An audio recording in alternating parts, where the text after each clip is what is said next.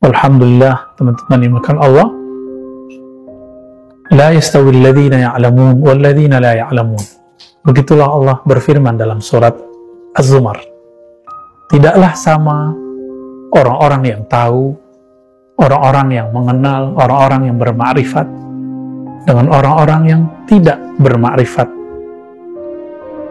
Kata makrifat berasal dari kata arafa, sinonim dari kata alima. Arafa, alima, betul ada sedikit perbedaan. Arafa mengenal dengan pengenalan yang baik, sedangkan alima mengenal, mengetahui secara pasti. Ini dua hal yang biasa berbeda. Itu sebabnya ada ungkapan uruf, uruf dikenal baik. Ada disebut ma'ruf, yang dikenal selayaknya sepatutnya. Apa ciri-ciri kita sudah bermakrifat kepada Allah, sudah mengenal Allah? Penciriannya tinggal dibagi. Karena makrifat itu dibagi 3, maka tinggal dicek kita makrifatnya bagian yang mana. Pertama yaitu makrifat hissiyah, makrifat secara empirik, bahwa Allah itu menyuruh kita sholat mengarah ke Ka'bah. Maka orang ini ma'rifatnya baru hissi, baru sebatas melihat Ka'bah, membayangkan Ka'bah. Orang ini belum sampai kepada ma'rifatullah akliyan, mengenal Allah secara akli.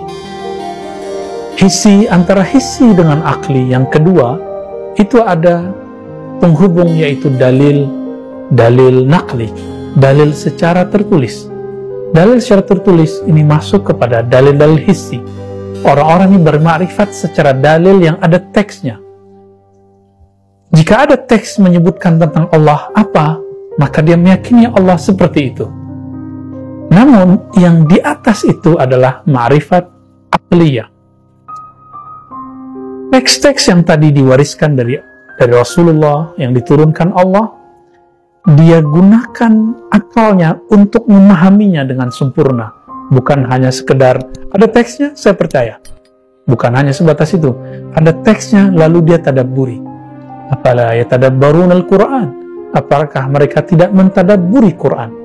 Tadabbur itu adalah pekerjaan akal ketika membaca ma'rifatullah yang tersimpan dalam Al-Quran.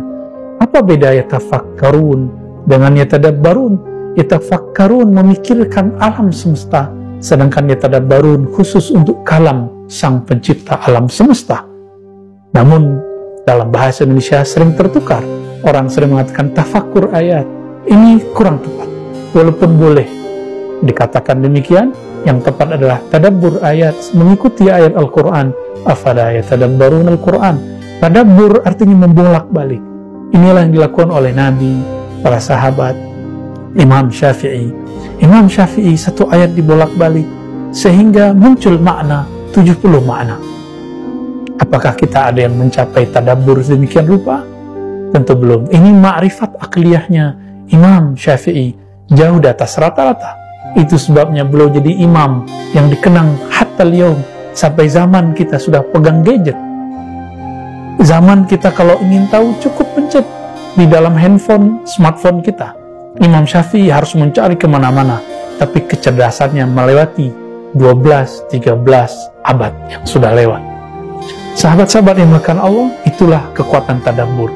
Dia kekal abadi karena diabadikan oleh Allah di dalam Al-Quran.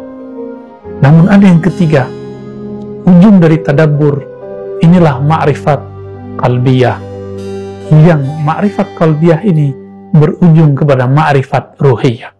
Ma'rifat qalbiyah yaitu mengenal nama Allah Subhanahu wa Ta'ala, mengenal sifat Allah Subhanahu wa Ta'ala, mengenal af'al perbuatan Allah Subhanahu wa Ta'ala. Orang ini merasakan Allah itu nyata dalam kehidupan sehari-harinya, dalam rezekinya, dalam hembusan nafasnya, dalam makan minumnya, dalam gerak diamnya. Orang ini merasakan Allah itu zahir, walaupun Allah itu juga batin. Namun, ma'rifat orang ini belum sampai kepada ma'rifatul zat.